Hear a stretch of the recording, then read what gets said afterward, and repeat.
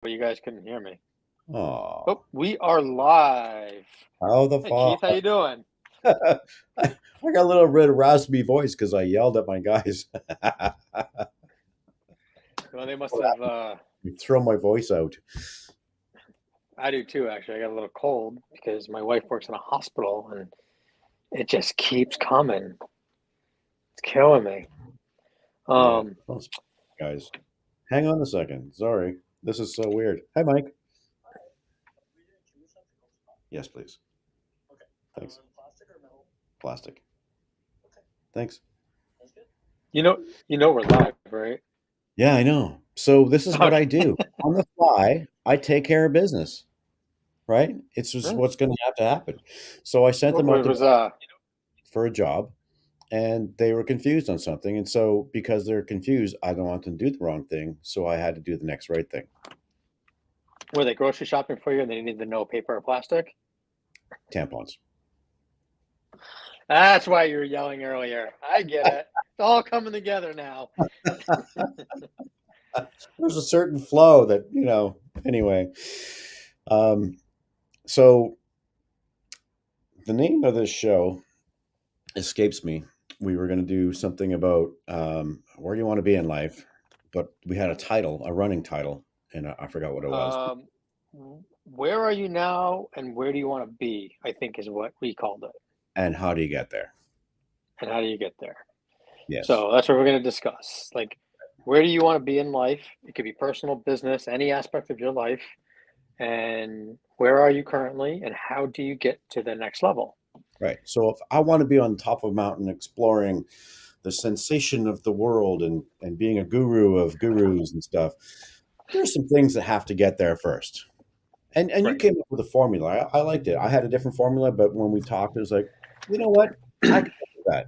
So would you care to explain? So I think maybe I'll walk through all the steps, and then we can break it down Mhm. fair way. So the way I look at doing it is, first thing I do is I would assess on where I want to be in my life.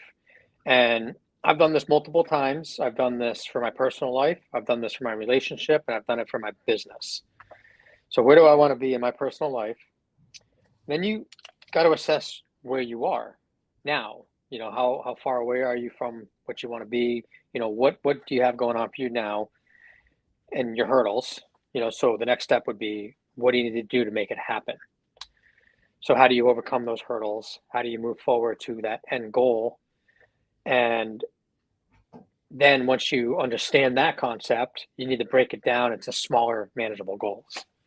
So the easiest example I can use here, so our viewers understand a little more, is, say you want to be $1 million store, right? And that maybe you're a $500,000 store. So that sounds like a big number. Well, when you reverse engineer that big number, it's only just over $3,000 a day that you got to make in sales, right? So if you can do just over, assuming you're open 6 days a week, I think it was like 3,300. I've done the math a few times. So if you really look at it that way, to hit $3,000 in sales a day isn't that crazy of a number, and that's what gets you to $1 million. So the smaller, manageable goals are much easier to assess and get to than that big goal. And how do you do all that?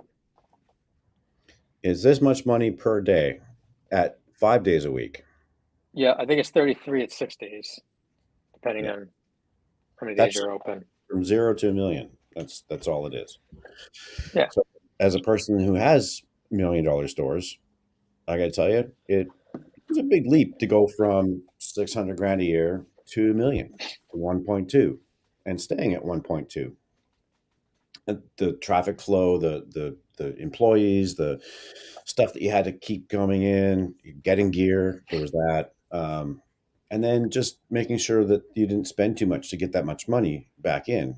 That's the trick, right? Because the $1 million a year is only one part of the equation. But I hear what you're Right. saying about getting there and reverse engineering it so it just makes sense. Right. So 4 grand And a day, not much. That's what, I, be- two I radios? believe you can do that with all your goals, reverse engineer them, you know. Um, the most of the time people will look at a goal and be like, oh, that's a big goal. And then that's what they want, but they don't know how to get there. So, So there's some questions. yeah. What can I do or say to get what I want? That's an internal dialogue question. I ask myself that all the time. I've been asking myself that for years. And it's given me the ability to look outside the box, right? Because most people are stuck inside of a small box, and it's like, this is what I do, this is how I do it, and this is how it is. And then that doesn't work. You actually have some pretty good experiences with that. Do you want to talk about that? Um, Stepping outside the box, and you mean like to grow the business and things? Well, not just that, but like your experience with being stuck in a little box and growing outside that, like your trainings and self improvement, all that kind of stuff to get to where you are. I think Yeah. that's Well, so I mean, with anything, the more you can step out of it, or consult with someone that can look at it from the outside, you're going to have a bigger picture.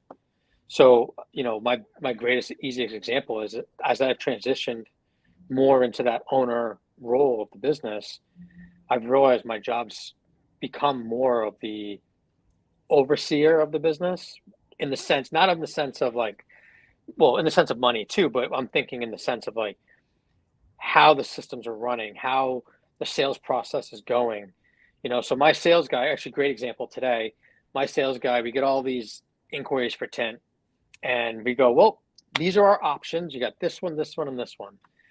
And my sales guy just throws it out there every time, and it's not sticking. So it's my job from the outside point of view to say, hey, let's assess this. How can we change it? How can we reword it to make it better? So we actually just had this conversation where we're actually going to stop giving the options via chat, because I think it confuses people. And I've looked at the past couple chats, and one guy's like, I just want a price. Well, we just gave you the price. We gave you three options. So which one do you want? And it's either too much for people to read or something. So we're trying different approaches. But I do it all the time with sales. When I listen to the sales from an outside point of view, it's easier to find adjustments to make and fine tune my staff to be better staff, to be more efficient and run better. But when I'm doing that sales process, I'm in the box, it's harder to see Mhm. and coach myself. Right. So being outside the box, think of yourself in that sale, and your sales guy is calling you. You're calling your sales guy and saying, "Hey, I just need a price." And he says you have the choice of three. And it's like, what the fuck does that even mean? Why don't you just give me a price so I can either pick you or somebody else? Right. This is the mentality of a lot of customers. So if Right. you can put yourself in a position, you can figure out by reverse engineering what needs to be said so they can understand that they need to come to your store to feel the difference, to understand and actually put a deposit down. Right. So I guess to go back to the original um, thing here, assess what you want in life. Um, how like I know how I do it, and I can get into that unless you want to talk about how you do it. Like, how do you really determine what you want in life? And just to clarify real quick, when we talk about assessing what you want in life, it's not I want a successful business, I want a great marriage. It's none of that stuff. It's you got to be detailed on what you want. So my example that I use is you can say, I want to go to, actually, let's use Canada. I want to go to Canada. Well, where in Canada? Canada's a big country. Mhm. Um, West Coast, so, West. It's always better out here. fun fact I learned the other day, Mhm. they said, I don't know if it's true, I didn't fact check it. 70% of Canadians live below the 49th latitude, which is that line that goes across the Midwest, separating the US and Canada. They said It's 70% live below that line. 70% of the Canadians that live in Canada live near the border. The border where I live is the 49th parallel. So we live just above that. Yep. But it goes across all the way to the Great Lakes and then it dips And down. it dips down. Yeah, Yeah. so parallels change. But you know why we live so close to the border? A, Because it's cold. it's warmer near the border. The Americans are right there, and you guys have all the stuff. And we are your largest trading partner. Makes sense. So shipping back and forth makes more sense. Living close. Um, So we're going to so go to the other part. So what do I want in life? So I actually made a list in 1994 of what I want I in life. was I was 13. I was not. I was probably 28. And so I made a list and I said, I still remember, I made a letter to myself and in it detailed a bunch of things. But I wrote down, I want a really nice girlfriend. I want a nice place to live and I want a nice car. Material shit. That's all I wrote down. I didn't think of anything else. The material stuff is actually pretty simple, right? And it's basic. It's kind of like I want to do $1 million a year. And coming from my perspective, at this point, it's really simple to make $1 million a year because it doesn't mean much in Canada. So my point is that what do I want in here? What do I really want? I want happiness. I want a wife that doesn't bitch me out every day. I want to go on vacations. I want to speed in a really fun car. I want friends that make me laugh. And I want to do the same for them. I want to be in love with my wife. All these simple, basic things that a lot of people just take for granted, it's not easy. Like money seems to be easier than that. So that's what I really want. How do I get there, James? How do I take those wants and transform it into this is my life today? Well, so um, let me talk about how I did mine Okay. first. So when I did mine the first time, I did it for the business, but I found personally I found quiet time. I love my whiskey and my cigar. So I went on my back porch, no computer, no cell phone, notepad, paper or pen, notepad, cigar, glass of whiskey. And I sat out there and I just reflected, what do I want? And I wrote it all down. And I wrote it down in detail. So one of them was a $3 million business. I wrote a date that I want to have it by, and I wrote how I want to do it, and how many of different types of employees, how many salespeople, um, to be as specific as I could. And I did it with my relationship with my wife. Um, how I thought an ideal relationship would be, and you got to be realistic, right? It's not like a fantasy land thing. No, Um, no, no, but no. I There, we're going to differ there. I don't think realistic. You don't have to think realistically when you're making plans. You can think way outside the box and say, you know what, I want a 10-inch dick or whatever you want really in life. Just to why stick with the normal? Really, really go way out. You're right. No, you're right because then you're gonna, if you strive for that, um, and you fall short, you're still gonna fall further than you would have if you didn't, right? So a 9-inch one is better than a 6-inch. You didn't Oh, make 10, but you got close. whatever. Um, so so that's what I did, right? I found a nice quiet time, and I spent, you know, I don't remember, maybe 90 minutes out there. And I wrote it all down. And then I kind of reflected on where I am now in my life and kind of took an inventory of myself, what I have, what do I need to make those adjustments to move forward. And I set up the game plan to do it. I made my goals, I wrote them down. Writing them down is the most powerful part, in my opinion. Nope, nope, Okay, nope, one nope. of the most, I know where you're going to go, You have to see it. vision. So Right. here's my problem. I wrote that letter in 1994. I didn't read it for 3 years. Guess what happened? I opened it up. I started crying because I didn't have those things. My life sucked. I was in the just nasty place in life.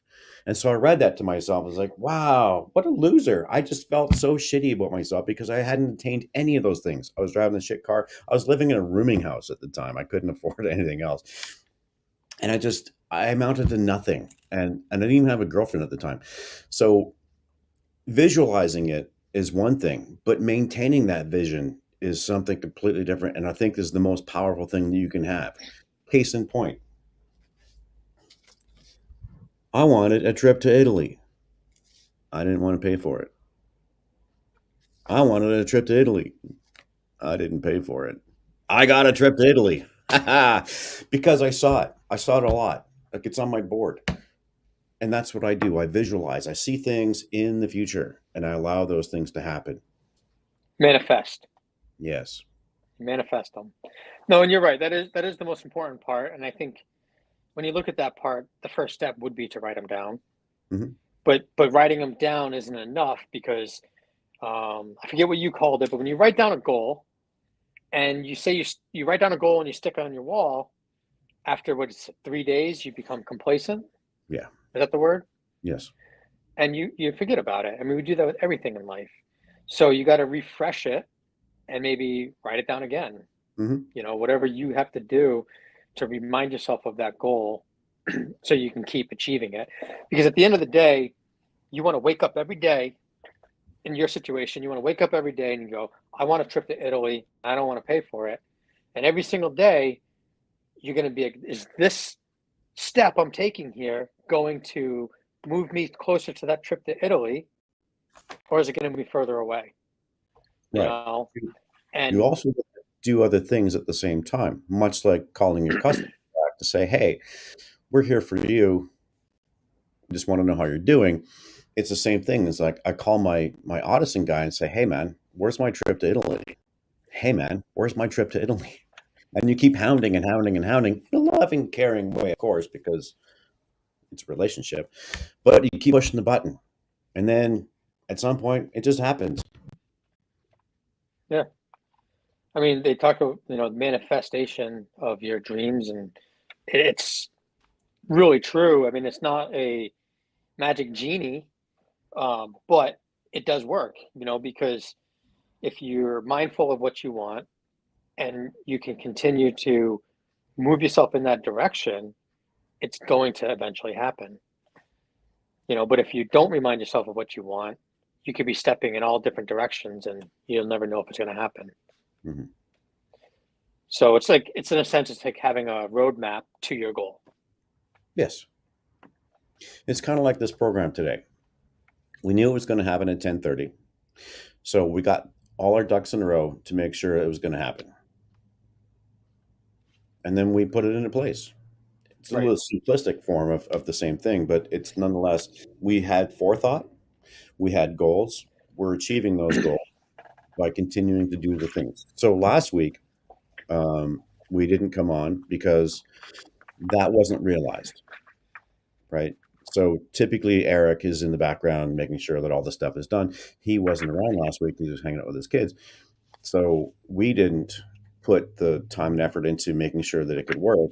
And then I dropped the ball by not pushing a button twice. So that's what we got was a bunch of wasted time, and nobody likes wasting time. No, and that sucked, but We learned our lesson.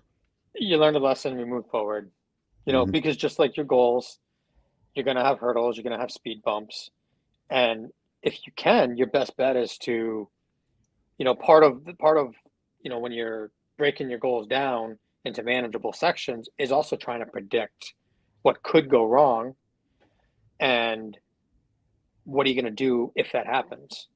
Now, I feel that can become a rabbit hole, and you got to tread lightly there. But you do want to be prepared because, they say that, like, let's use a airplane for example. Maybe it's a bad example, but someone that sits on an airplane, I saw this years ago. If you sit on an airplane and you go, okay, if an emergency happens, the door's right there, and I'm gonna get up and I'm gonna walk here, over here, and get out that door. When that emergency happens, you're more likely to execute that plan opposed to just freak out and, not. So if you can predict things that may go wrong and how would you correct that course, you'll be better suited with tools to correct that course when it happens. Hmm. Practice, practice, practice. It's like Right. sales. When you're in sales, you have to ask questions. Some of the questions are maybe not so comfortable, so you have to ask them a lot to get past that comfort zone. It's like one of my salespeople said, "I don't like asking for email addresses." It's like, well, then you're not going to get the sale, are you? right? So an email address to me, it seems like a really simple thing. Hey, what's your email address, right? But they ask it and it's like, hey, can we get your email address? It's like, Right. holy shit, you're asking for failure. Well, I experienced the same thing. Right. Where I go through the checklist. What's your name? What's your phone number? Email. I just say email, and Yeah. they give it to me. Where my sales guy was like, "And can we get your email?" No, no. So same thing. And it's also when you're, and we're going on a tangent, but overcoming objections sales can be the most uncomfortable thing in the world to ask. Well, why you got to think about it, or why do you talk to your wife, or whatever it is. But once you do it a couple times, it's easy. Yeah. It's easier. I love questions. Dell taught me that years ago. If you're in trouble, ask a question. Doesn't even matter what the question is, just ask a question. So customer comes in and is like, oh wow, that's really expensive. It's like, yeah, for some. Is Right. it for you? Is it for you? Work on the ego, right? I love ego. Other people have it. Well, I try not to, but it happens. And it's fun to play with.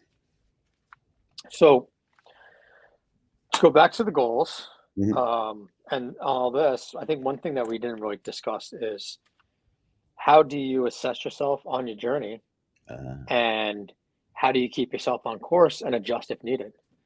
okay. So We call that from the inventory process. Inventory, like, so when I take stock inventory, it's really simple. I count, I put it in the computer, and that's what the inventory is.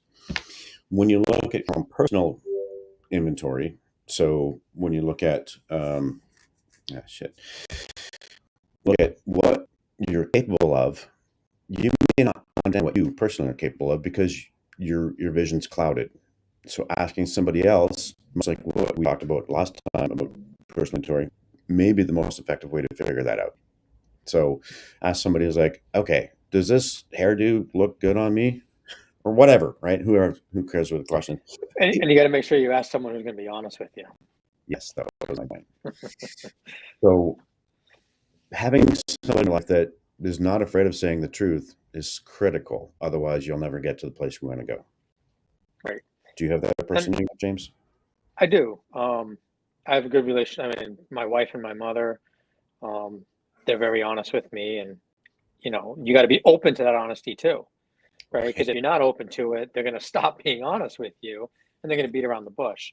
But being honest with people, or having people honest with you, is the best way to grow and hold yourself accountable to move forward.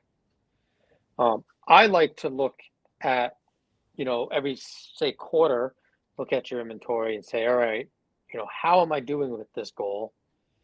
And do I need to make adjustments? Do I need to, make any changes, or is it moving well? But assessing it quarterly and adjusting as needed is a really good um, method, in my opinion. And you just schedule yourself time to sit down and do it. And you can schedule time beginning of the year. Just set it in your calendar every 3 months. Yeah, just like vacation. When you set Yeah. yourself up for vacation, that's when you get to leave because everybody knows you're on vacation that period. I mean, years ago, I had set a goal, and I was actually just remembering it's written down in this little goal book I got. And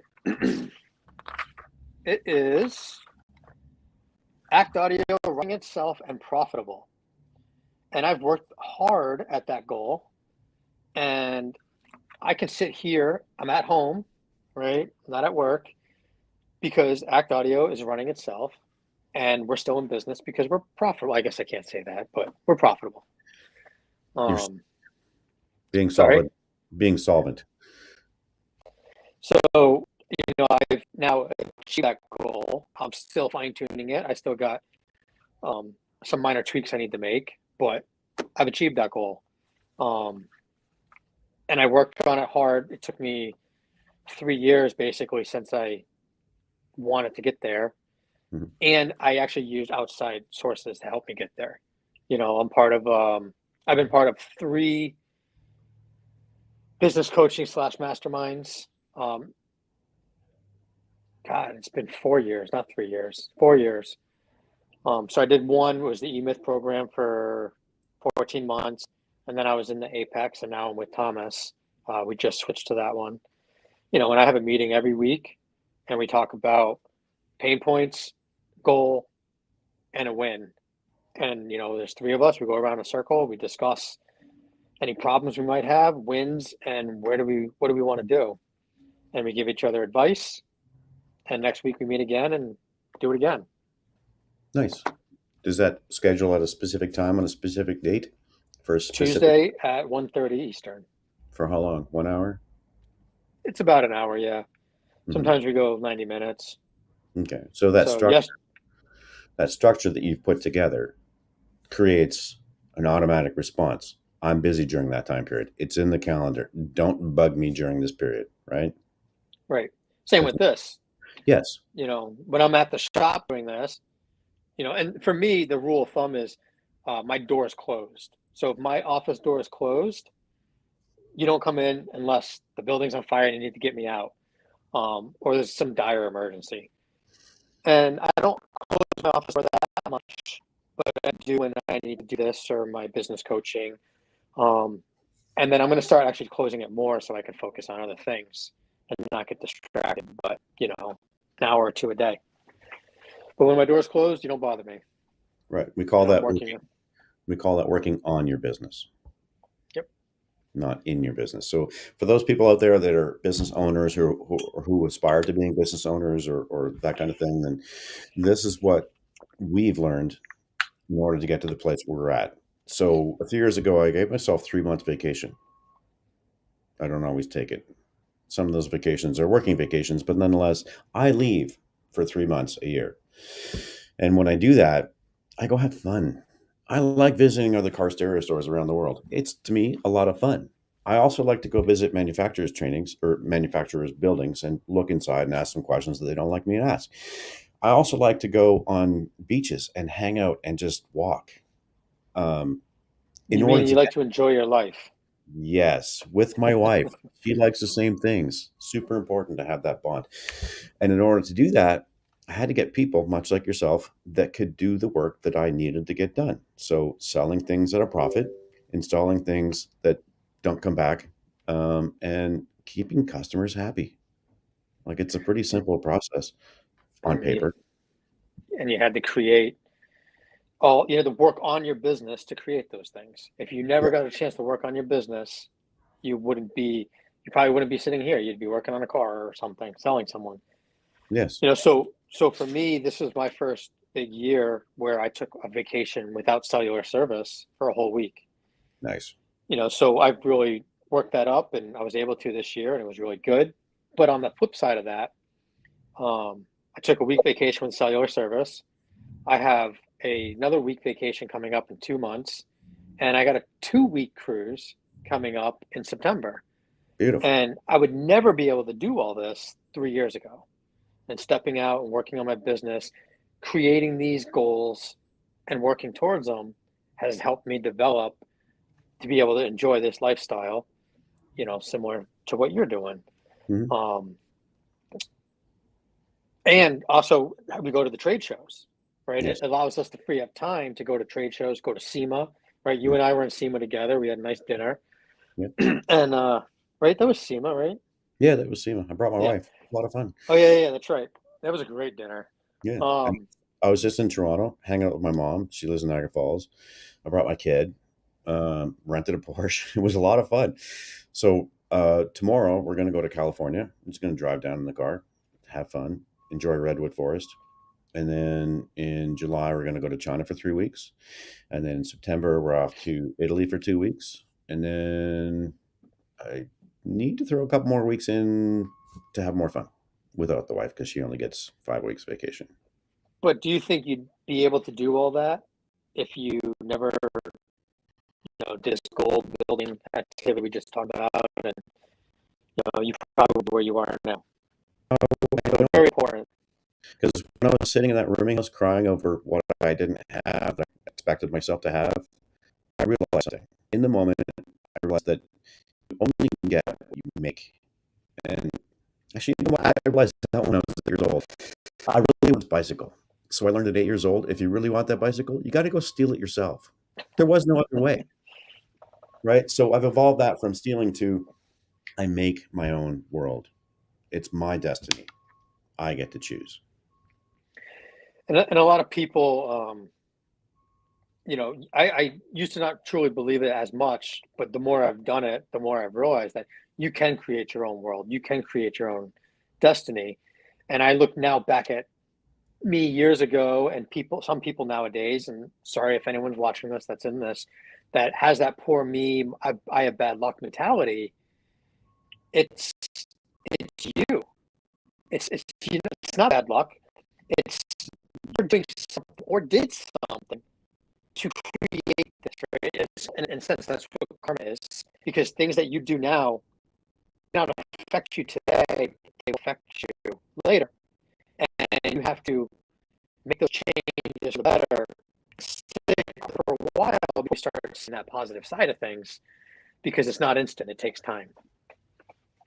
So the more I do it, the more I love it, the more I want to do it. Good. It's a process. It's the video over. Write it down. Visualize. Write it down, but write it down often. Check it out. And then after days, when you set and you think, I don't look at it, write it down again. Take that note off, throw it down, put a new one up. Because the more you see it, the more you're involved with it, the more the change will happen. It doesn't happen by itself. Gotta keep it on the forefront of your mind. Mm-hmm. All right. I think there's no questions. Oh wait. No questions. Cool. So I mean that's half an hour. I don't know if there's anything else you want to add on that. I think it's pretty self-explanatory. And if it's not, call. Yeah. I'll answer the call. Anyone else, have a goal that they're working on? I'd love to hear it. Let's put it in the chat. And even if you don't, like, you need help breaking it down. All goals are manageable to break down in the smaller bite-sized pieces. And sometimes, I'll tell this and I'll go, because sometimes it's good to have an outside perspective for someone else to help you. I help my employees do it. There's a really good book called The Dream Manager that I read. So I could be much better at it, but if you're interested in doing something like this, I recommend reading the book. But I talked to my employees, and my 19-year-old at the time was talking about he wanted to buy a house. But to him, that's a big goal. No way he could do it. And I literally sat down with him and I helped him break it down. And we proved that he could buy it. He could have the down payment off of his current income if he stuck with how he was saving money and how he was doing. He could have a down payment for that house in less than a year. And once he realized it on paper, you should see, he was like, holy shit, this is amazing. I love that epiphany. Yeah. So every goal you can break down, and, I'd love to help anyone. I'm sure Keith would too, if they have a goal that they don't know how to break down and move forward. Works for me. All right, Keith. Have a great day. Have a great day. Thank you, guys. Okay. Bye.